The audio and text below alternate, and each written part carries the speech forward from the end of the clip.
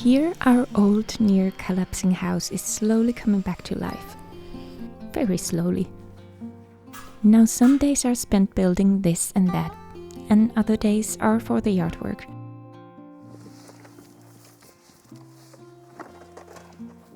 In front of our house there is a beautiful scenery of fields, hills and a small lake. So I've been wanting to create a seating spot with a view to the lake. These two bushes are Siberian pea trees, if I remember it correctly. The one on the right is an old apple tree, which doesn't offer anything to eat, but looks so beautiful that I don't intend to cut it until it falls over on its own. So I sacrificed the bush on the left for the view.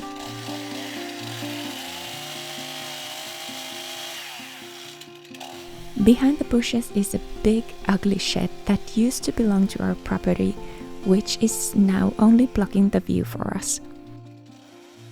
Apparently the previous owners appreciated their farming duties more than the view, which is understandable. Now the shed belongs to our neighbor who owns the fields too, so I just have to cope.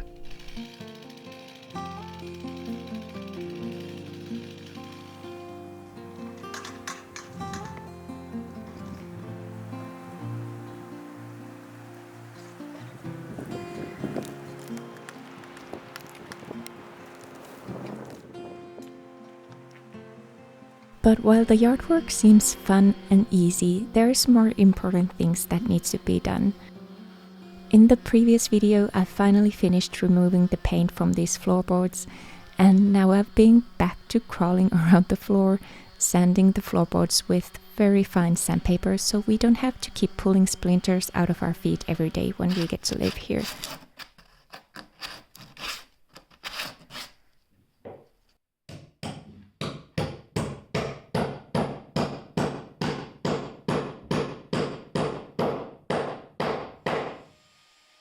The floor is now ready for a wash and a varnish, which I'm really much looking forward to.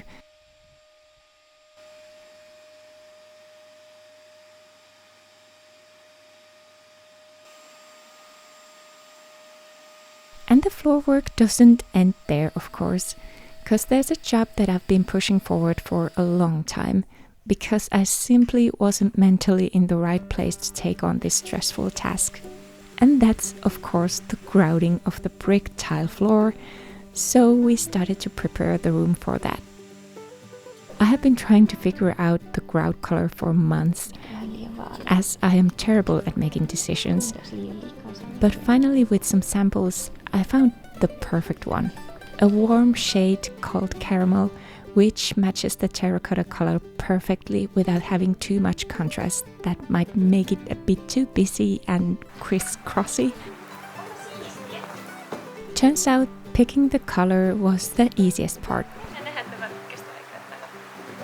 This brick floor has been a lot of work.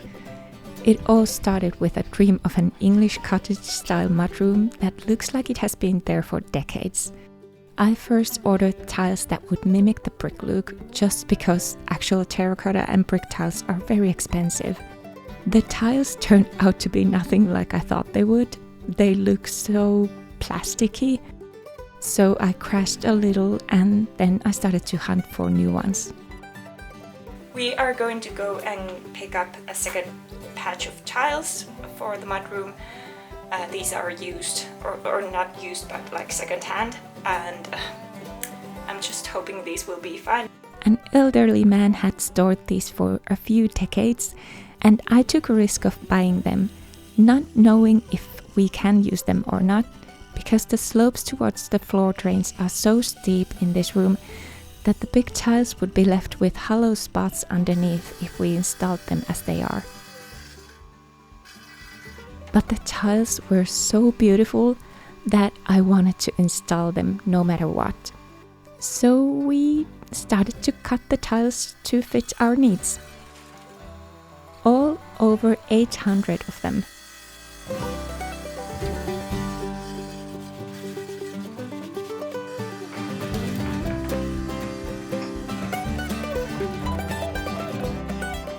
Because the tiles have been sitting outside on top of each other for such a long time, some of them had these marks on them. At first I thought I'd try to somehow get rid of the marks, but pretty quickly I noticed that it's not worth it.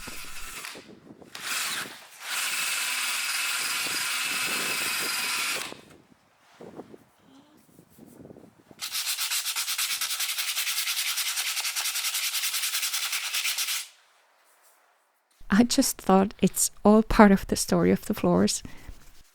A little stripy floor never killed nobody.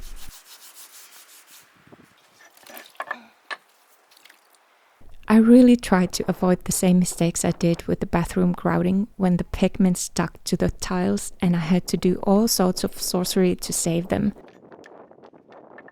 So I read that real brick tiles should be sealed first, so the grout is easier to remove from the surface of the tiles. I did some test pieces first and then gave the floor a proper wash to not seal all the dirt in them too.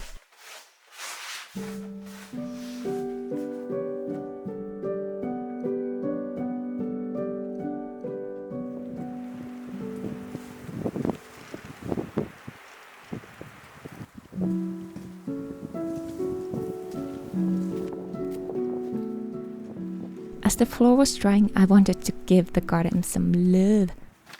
I got a comment from one of you about my dying berry bushes that I should keep the soil open around the bushes so that they won't have to compete with the moss and the grass. And thank you for that. Let's see if this helps the bushes to thrive again.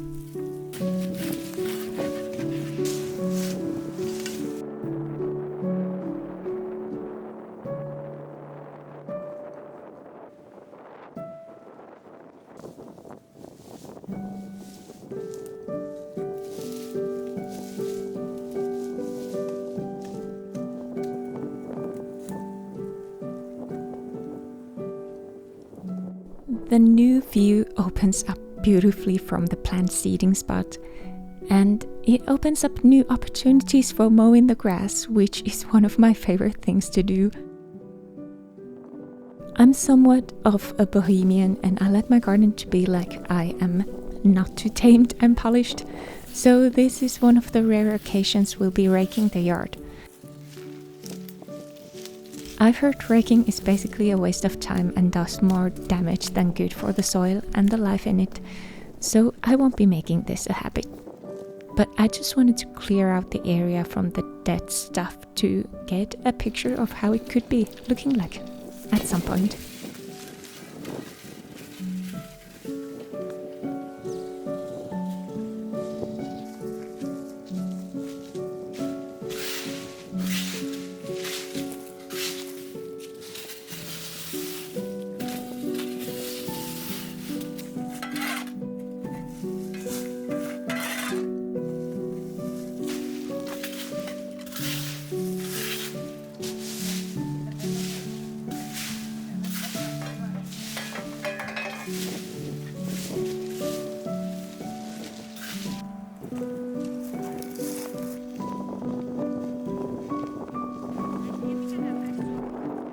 Now in the front yard there is this annoying prickly bush that grows like a wildfire every year. We have cut it down for 3 years now, and by the next year it's already a meter long. The roots of it are so strong and tangled around the birch roots that it feels impossible to get rid of. So I thought I'd try to kill it by suffocating it. I'm afraid by next spring it has probably grown through the tarp, but we'll see if this works or not.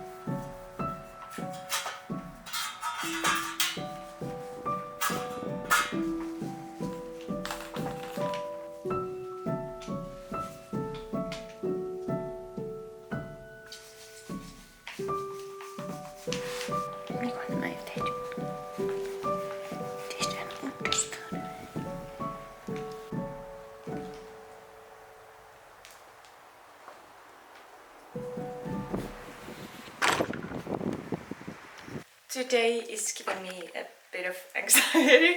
We are gonna grout the mudroom floor. And if you have watched these videos before, you may know that the first time I grouted a floor was a bit of a disaster, which traumatized me, and after that I have been like scared of grouting ever since. And today we are using a different brand of grout, and also the gaps between the tiles are much deeper and wider than they were in the previous jobs I've done. So the situation is very different. I'm not very confident. If it goes to hell, that's just how the floor is gonna look like. So I can always use some rocks and it'll be fine. So the tiles have 2 layers of the primer liquid now. It seemed like it could use a 3rd layer, but I don't have it. So we're just gonna have to survive with this.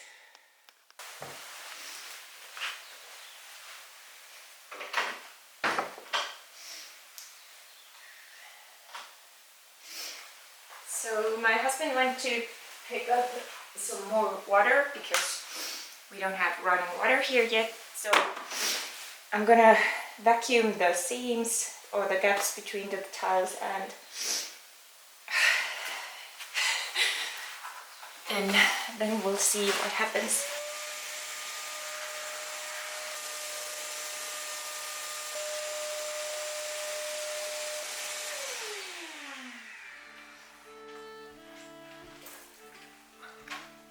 Sitten mua ahdistaa myös nuo lattiakaivot, koska siis siihen täytyy varmaan laittaa vähän sitä sauma-ainetta, koska se on niinku korkeampi tuo laatta. Mutta siihen täytyy jättää myös semmoinen rako, että se kiinnittyy sillä silikoonilla sitten, eikä sillä saumalaastilla tuohon lattiakaivon kanteen.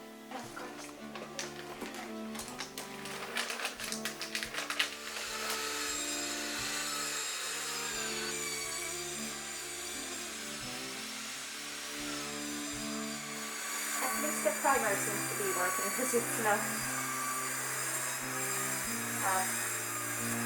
it doesn't like suck the moisture, so that's a good sign.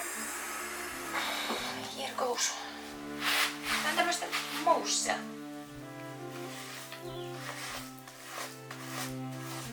Joo, tää onkin mielenkiintoista yrittää saada tää oikeesti tonne pohjaan saakka, kun tuo on syvä.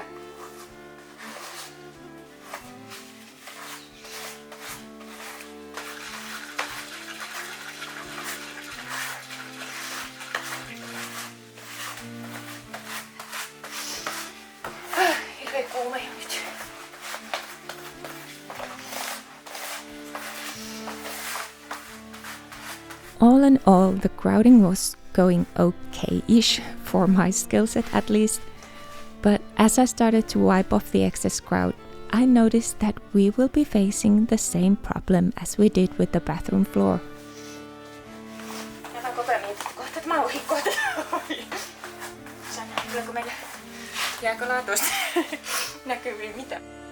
Using too much water and pressure while washing the floor will cause the grout to move, discoloration and whatnot. But using too little of water and pressure, it won't wipe the grout off. So I don't know what the hell is one to do in this situation.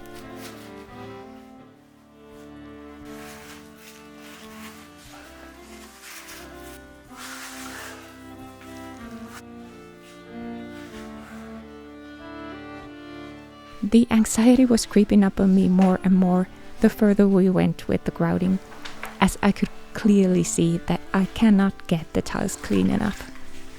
So I just did the best that I could at the time, trying not to spoil the actual grout, and thought that we'll just have to sort out the problem later.